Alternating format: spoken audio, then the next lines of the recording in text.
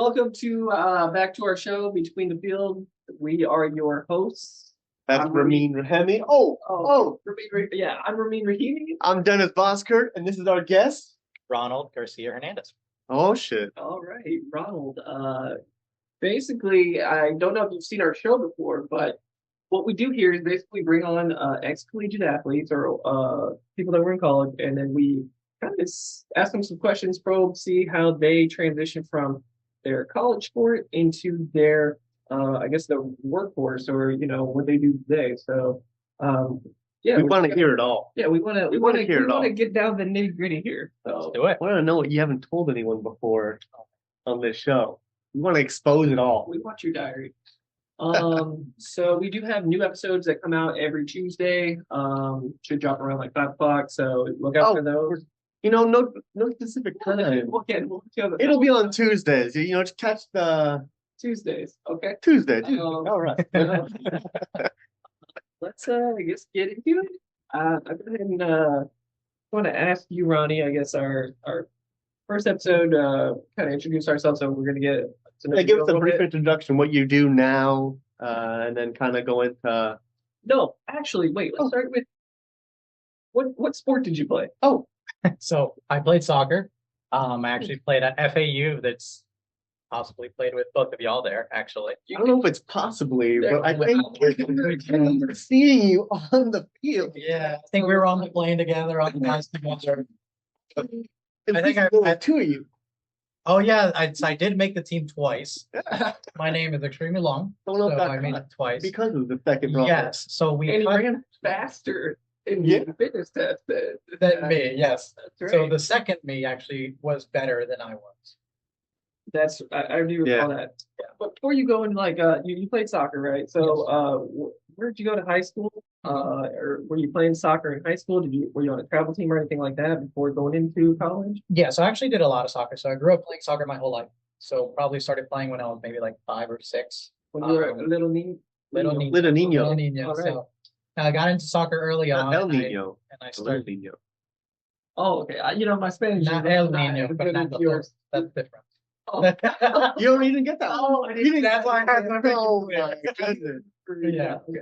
But yeah, no. So I started playing like very young, and then I started off in rec, and I got into travel really when I was 12, playing a little bit north of where we are now. So he was my teammate at one point in time. Yep. Sunrise FC. Yep. So I traveled a little bit all over South Florida playing different travel teams, and in high school definitely played travel, played high school soccer, and then joined. There was a league called Super Y at the time. So yeah, I played in that. That was a little bit of. I think we all had. That was a big league back for summertime, right? Yeah, that's when it first started. That's when it became a huge league. So I know we all played in it, and then just kind of carried that into college. So a little bit of my college experience is I actually started playing at UCF.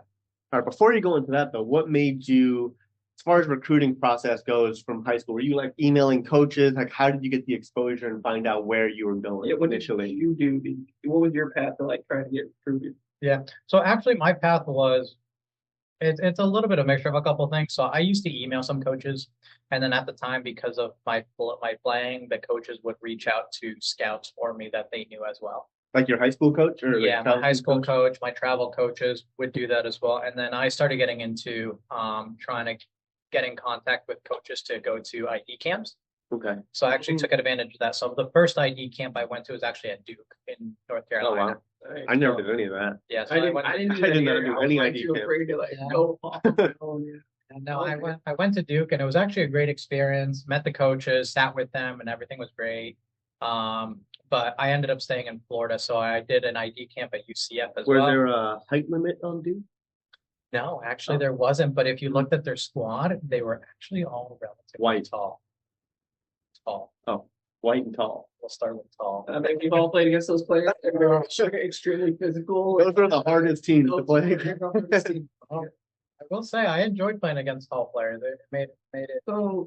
So okay. So you said you went to UCF. That was your first. That was the college that you finally accepted. Yes. Going to. Did they contact you, or you went to an ID camp, or how did that?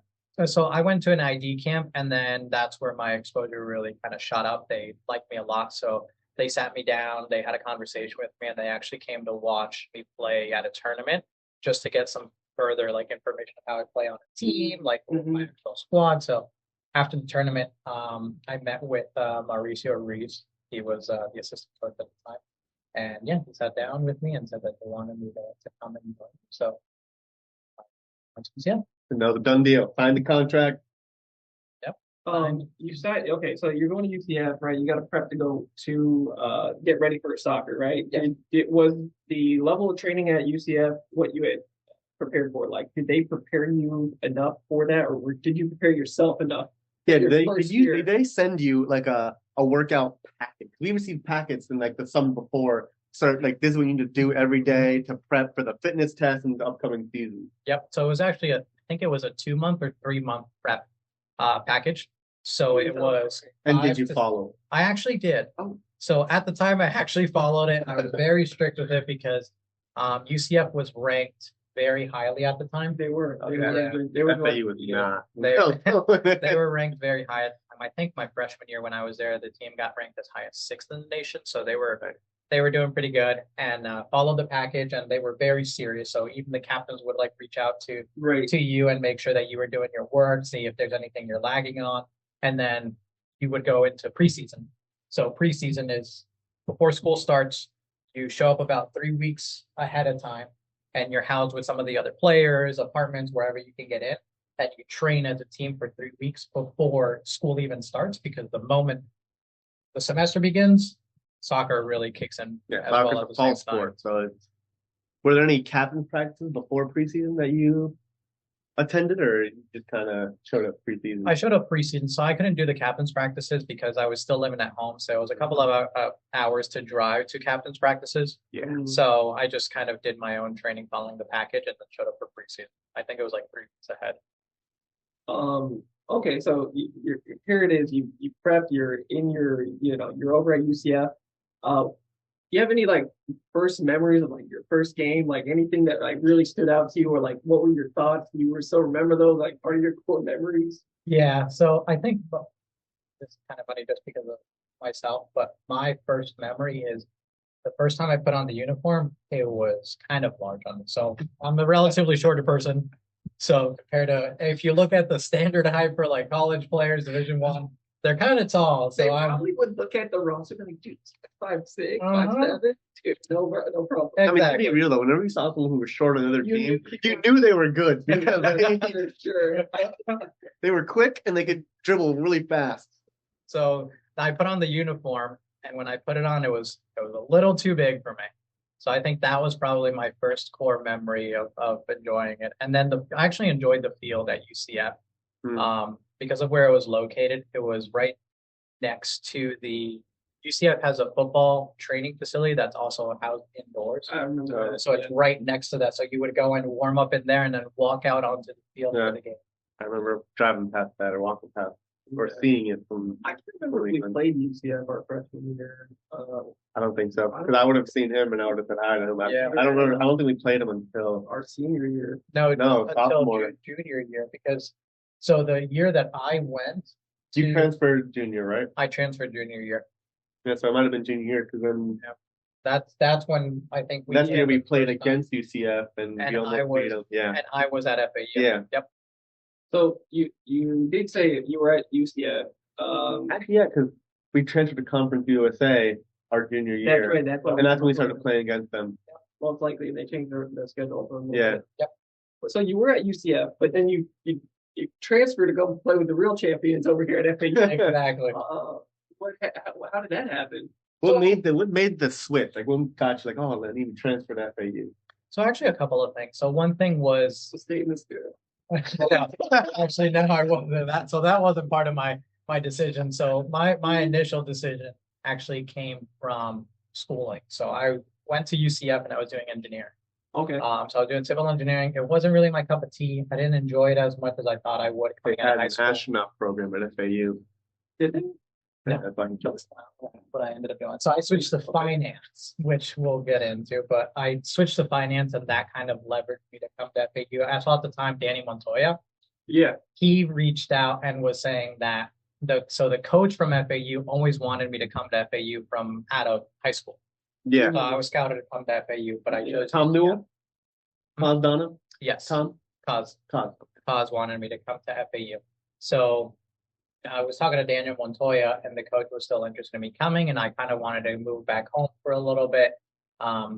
So a little accumulation of schooling, wanting to move back home, wanted to live back with some family, all kind of aligned at the same time, and I just wasn't as happy as I thought I would be with the coaching staff at UCF. Gotcha. So a little bit of everything kind of aligned, and I decided, you know what, let me go ahead and make the switch. Well, we're glad you came.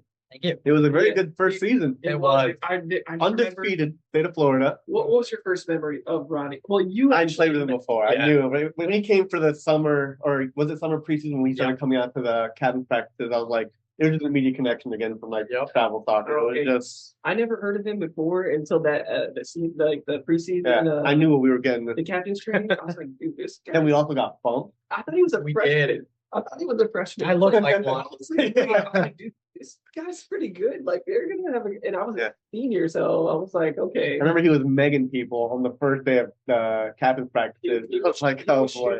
I And would then we like had to Ryan say, Price. to this day, I will say I did meg Ryan Price on that first day, and his wife will defend him, but she saw it happen. Oh, I did meg him boy. on that first day. All right, let me quick sidebar though. I'm curious, how was the initiation over at UCF? At UCF, honestly, it wasn't that bad. So like, it really wasn't. I think for initiation, all we did was it depended on, they were actually very good at kind of just rolling with what people were better at. So one person had to do like a Taking dance. him his nuts. It's for anybody. Oh my We're gonna need a refill. But so the one person had to do like a dance off. One person had Stand off against like another freshman. oh, okay. So just a dance off, like literally after training, they would just dance, and we would see who In the won. locker room. Was it in the locker room? No, I think it was on the field. Oh, May have been on the field. Like right after training, we all stayed, just had a little bit of a dance off, and then for me, it was I had to wrestle another freshman. Oh boy. Yes, I had to wrestle another freshman. In the locker room, they would tally up like who they thought would win the wrestling match you before. win? I did. Oh. So I did win the wrestling match. I won it relatively fast. Oh. So I actually won. So cool. I didn't choke him out. I didn't want to go into that. I just pinned him down. So we went down to a pin. Okay. So I won that relatively quick. And honestly, it was a pretty good experience. The other thing I did do is because my name is Ronald, is I might have a picture. I'd have to dig back, but they actually shaved my head and left me the R9 haircut from the World Cup. I do recall you saying that. And then so I had that on for like 2 days, and then before our game, back. before our game, they just cleaned they it took off it. and left it completely. Pretty much. There can't be any proof of the initiation. That's fine. Pretty much. Clean it. Yeah. That's actually a very tame initiation. Incredible. Everyone wanted to do it, like because it was so simple. We Right, were all so like tame. for it. Yeah, no. I remember it's a very mine. good one. We went to Darnell King's house. I don't know if you remember Yes. Darnell. You remember Darnell? Okay. We went to his apartment, and they had all the freshmen basically change into diapers. They sharpied our numbers onto our bare skin on our back.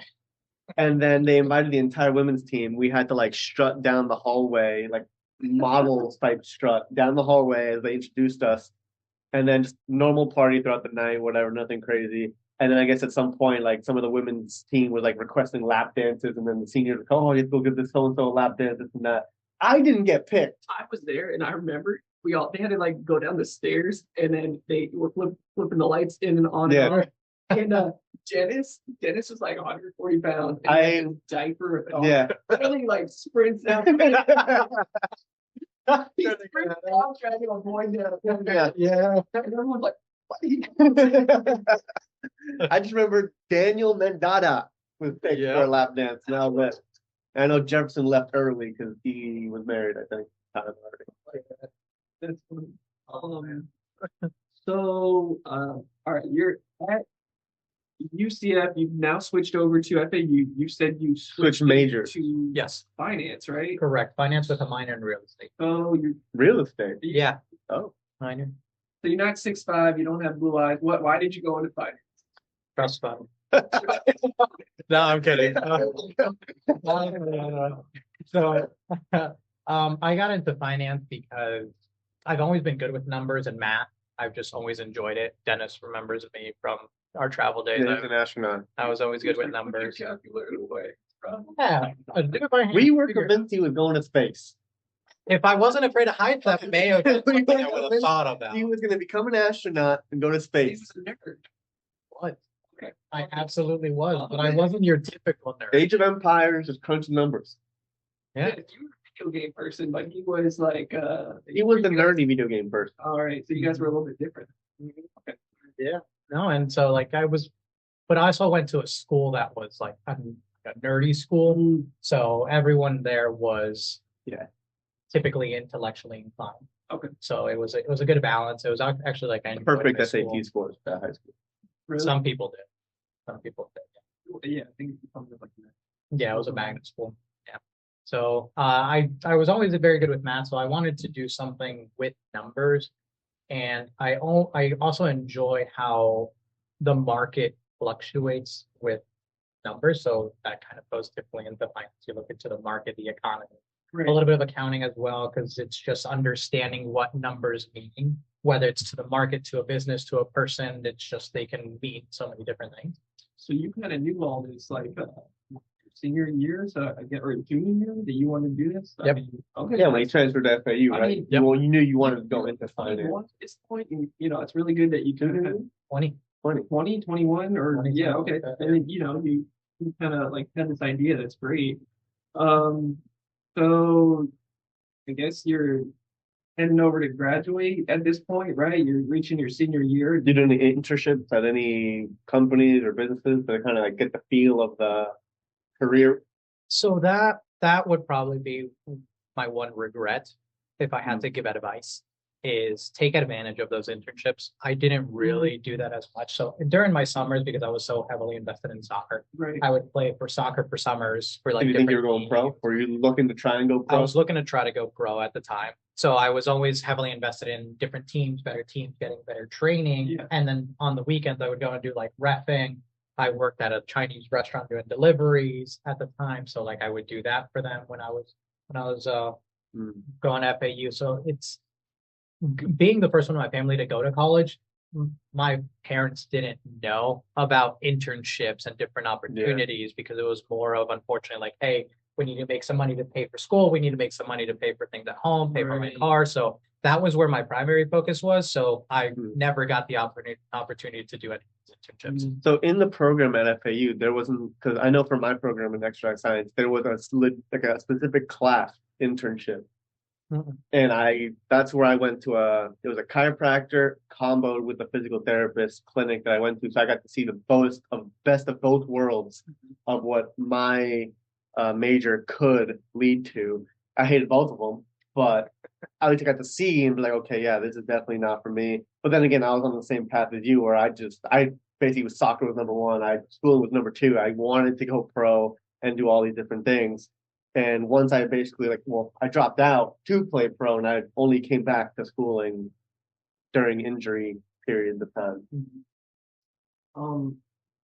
I mean, okay.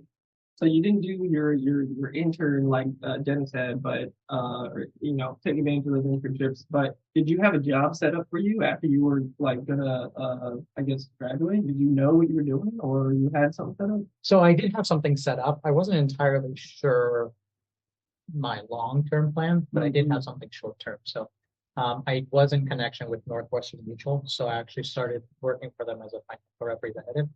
Okay.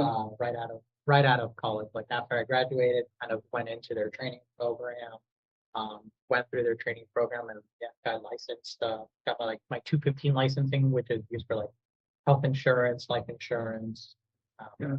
items like that. So that's where I began. And that's where you began, but you knew you didn't want to necessarily finish there, or you wanted to transition to something more, or your company offered you more like opportunities to grow the company, or I guess how you transition, because now you're not working there anymore. Did you have to transition before? Yeah, so I had a few transitions before. That's where I am.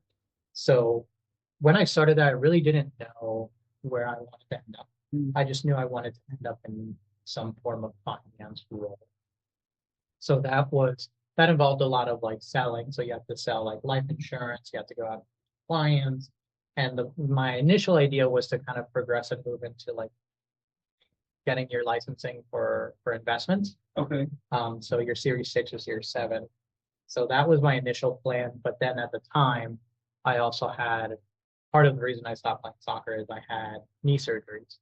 So torn Yeah, that's what I was ACLs. going to ask. What happened Oh, with that was a big part of it. the playing pro aspect of you're getting ready? You kind of like number one with soccer. What happened that you kind of it flip flopped? So actually, yeah. So going into my senior year, I was playing in the summer for a team in Fort Lauderdale. And what happened was I was going down the line, cut the ball back, and someone tried to stop me, and my foot got stuck in like a dirt mound, yeah, like sand, and someone hit the inside of my knee, and my ACL actually tore. So I tore my ACL there, and that really put a dent in kind of my plans. And Oh, that wasn't the PD, then the Floridians, wasn't it? Yeah. That was the okay. I remember that. Yeah, so that was the Floridians, and then that kind of carried me into needing an extra season for FAU. So you And then redshirted. I your redshirted, and then the senior next year. year, playing against University of South Carolina, someone injured my other knee and tore my other ACL. Damn. Did those 5 years like in college like benefit you with your studies as well, or it kind of made sense for you to stay 5 years, or you stayed because you want to continue playing soccer, like you wanted to give that last year a shot before?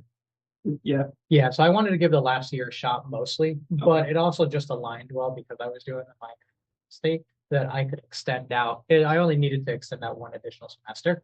So it just made it simple for me to take some of those additional classes, get my minor in real estate, and just play that extra 50. And I also heard a rumor that mid-game, what was your shoulder, elbow popped out, and you just popped it back in and kept going. Oh, so I actually, dislocated my elbow Mid-game. by myself. This was all by myself. So I actually tripped on the ball. Oh, Yeah, tripped on the ball and then dislocated my elbow. And yeah, no, the trainer came on and just popped it right back in. And I had to come off. I had to come off eventually, but Yeah. no, when I did tear my ACL like second time against University of South Carolina, I think I played for a little bit still there, and then eventually I felt it and I was like, oh no, I know what this feels like, so I had to get off. dang. I guess okay. So I guess that kind of like Explains why explains why you focus on the Northwest finance. you stopped the professional and now you moved into like more your career. I guess after graduating, was it like weird for you to navigate like just life in general, like without soccer? Do you remember that like kind of transition period in your life? Very Like, different. They had to what was it- refocus. What was yours like? Because I can say I know I've been a soccer player. I was like, I am transitioning into my new role, but it's like definitely like, you lose a part. So I don't know what your experience was like. It was difficult just because during that period of time was also when I was in recovery from my surgery. So I didn't have the ability to even play sporadically. So for me, it was cold turkey, cut it, no playing, I can't do it. Yeah. So I went from playing every day as much as I could. That was kind of my main focus to, okay, you can't play it at all. And now you have to completely switch focus into your professional career moving forward. So that was a hard period of time where it was just difficult to navigate not playing. But I feel like a lot of the attributes that I had accumulated during my time playing aided me in moving forward in my professional career. Like, okay, I mean, like what, I guess, what did you take away from like soccer, just soccer in general, and apply to like real life, like anything in particular that you would say kind of took away from being a student athlete? So part of it was managing a proper schedule. So when you're playing college soccer, as both of you know, you have your day is pretty much playing. You have classes, you have training, you have study hall, you have tutors. So your day is laid out, your week is laid out, your weekends are laid out. When you're traveling, you have an itinerary that you follow. So it's planning ahead was definitely a big aspect that I used in even the role that I went into for Northwestern Mutual, because I had to set up client meetings. So I was organizing my calendar a week or 2 weeks. You kept a similar structure throughout your week. Yeah, so 3 weeks ahead, I knew what days, what times I was going to see clients, where they were, and making sure that I had that organized. The second part of it is just a natural ability to work hard without necessarily feeling overwhelmed. So when you first navigate into a professional career, you're thinking about okay, how am I going to adapt to this? How am I going to do? How are my coworkers going to think of me? Is my boss going to be, happy with me? Is my performance going to be up to par or even above what I need to be doing? So that ability to just drill down into what you're doing and work hard at it and make sure that you do the best that you can was the second big part of progressing in my career. That's some good advice. Yeah, yeah, That's some very good advice. yeah.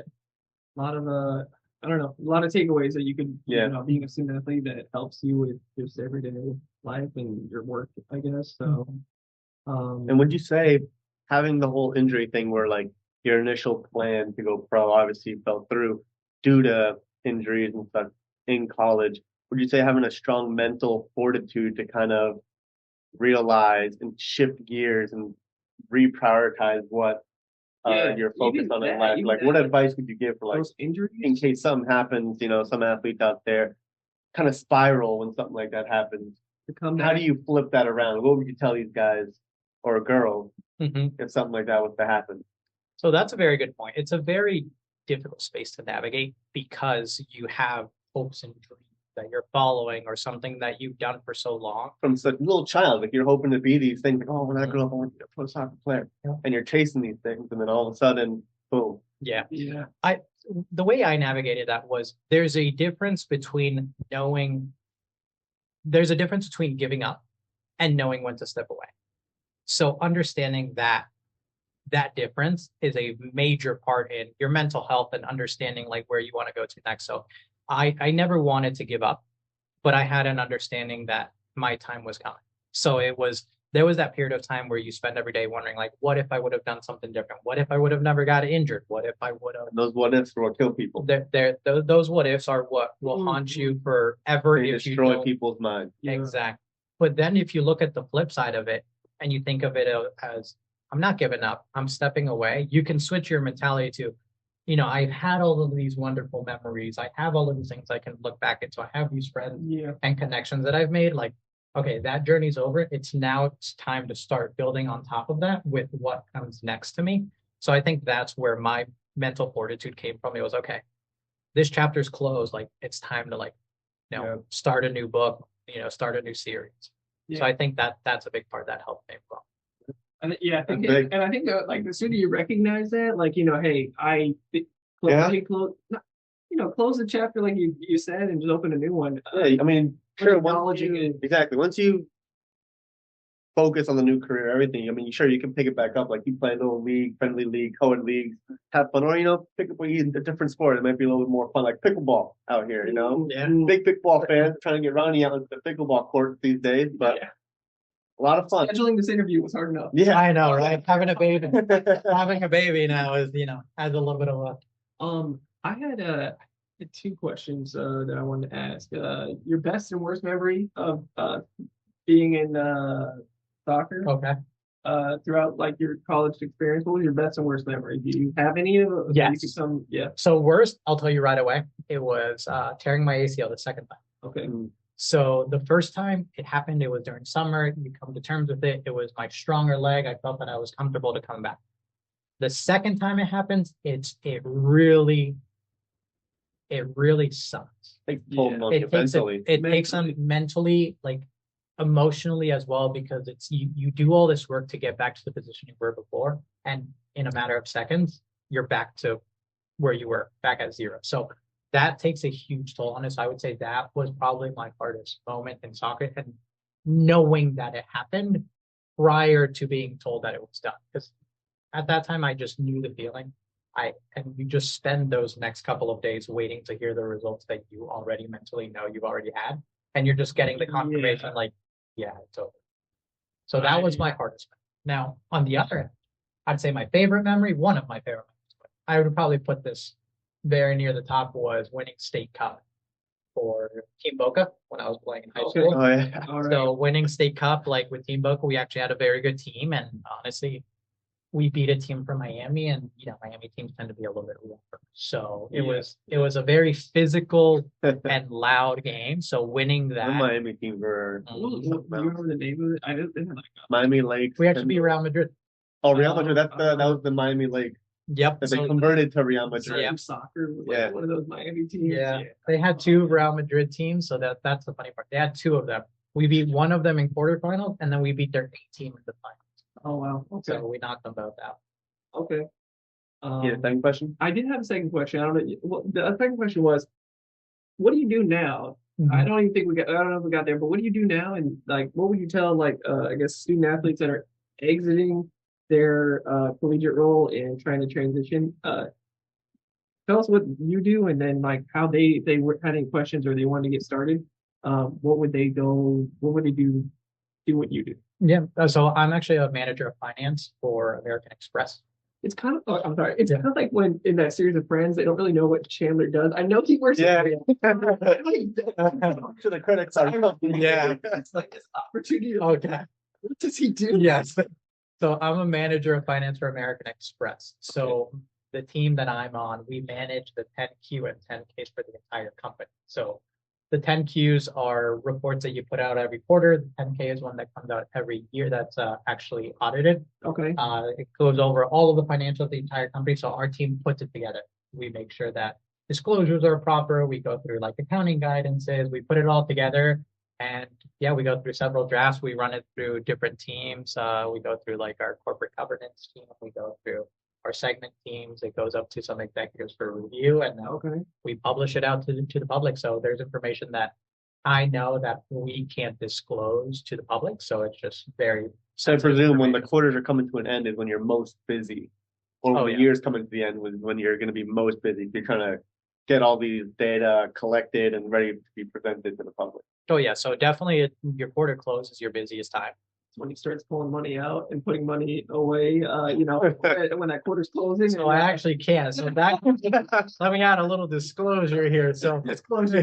disclosure. So I can't do that. I do want to make it very clear that I cannot and do not do that. So they actually let us know a time frame in which we can't do any trade because the information we're privy to. That's good. So we get those notifications every quarter, every year. Illegal.